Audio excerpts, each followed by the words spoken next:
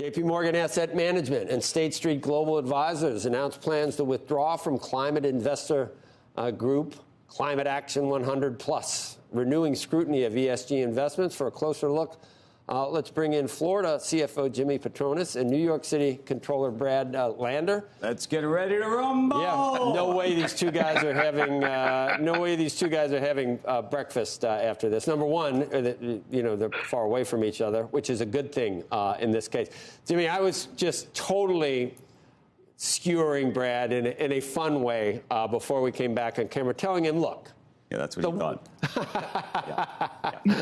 That the worm has turned. It's over. It's over for DEI, ESG. Let's just get back to Milton Friedman. Let's do things based on everything else follows. If you run a company effectively, you're going to take care of all your separate constituent groups. You don't need to virtue signal to get to that point.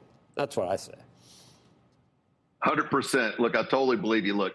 Brad, you're good for the Florida business model. I mean, right now, the billions of dollars that are coming into Florida, 1,200 people a day are fleeing your state. And you can't turn around the problems of New York City or the state of New York overnight. At least our problems are fixable. New York is doing you're in a great. hole anyway. I got to tell you, you could just look outside. The city is doing fantastic. And the challenge we have is so many people want to come and live here. That's a great problem to have.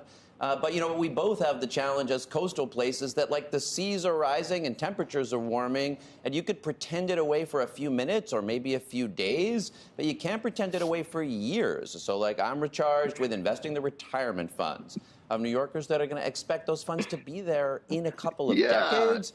And you know what? Yeah, you're going to invest in Florida ESG real estate funds. is going to be underwater in a couple of decades. And if you just choose to ignore long-term problems, try to pretend them away, sure, maybe you'll persuade the world's largest asset managers to walk away from their climate commitments. But it doesn't change the fact that climate risk is financial risk, and you're going to suffer the consequences. Unfortunately, we are too. That's why we're going to push back. Jimmy, I wouldn't even know where to start with. I'll let you start with it. But we know that since Grant was since Grant was president, the seas have risen 8 inches. By 2100, I think we've gone from 1 millimeter a year to 2 millimeters. And since the last ice age, most of the sea level rise was thousands of years ago. This is fantastic. You're just proving my point. Go ahead, Google sea level rise. BlackRock and State Street. You're talking about 11 inches, but caving Jimmy, to climate deniers. That's just what's happening. Like I would save the term denier for something more serious than this issue. But don't prove my point. Look, Brad. Look, you're the last guy staying on the ESG Titanic, buddy. For junk science, Jimmy, you're a climate denier too, yes?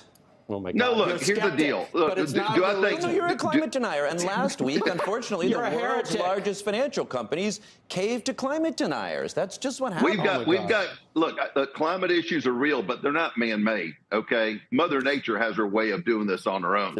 But look, all you've been doing is you've been catering to these limousine liberals by their ESG policies that they've demanded. And you know what? Now that check is bounced. You know what? You've got pensioners that are spending their checks in Florida. And the seas didn't keep rising, and we didn't get more frequent disasters. This would be a great story you're telling. But, your viewers just have to look with their own eyes. Like every place. You see more wildfires. You see more floods. And the only reason why things are so great in New York is because there's no people there anymore. They're moving out. Your taxes are too high. One day you're saying they're moving out, and the next day you're saying our big problem is that everyone wants to come here. We've got tens of thousands of people arriving. Brad, I'm going to help you. Jimmy, explain to me why it's almost impossible to get insurance on a home in Florida near the water these days. Look, the insurance problem is not just a Florida problem. It's a global problem. Well, you're more susceptible. Hey, look, I told you. I said, globe you're living on. Why would that we be, live Jimmy, on the same globe. At least we're doing something about it. Home near the water. Why would that be? Oh yeah, you can. Can you still get it inland? It seems like you can.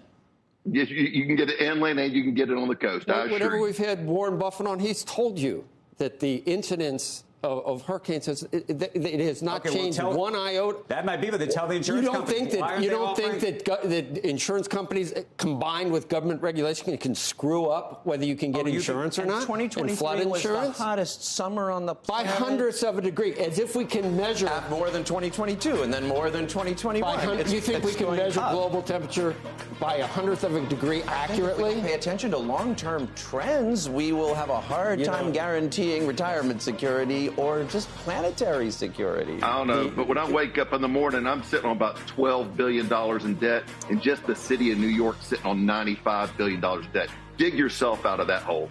Oh, my goodness gracious. I don't know how much we spend 11% of our operating budget. We've got to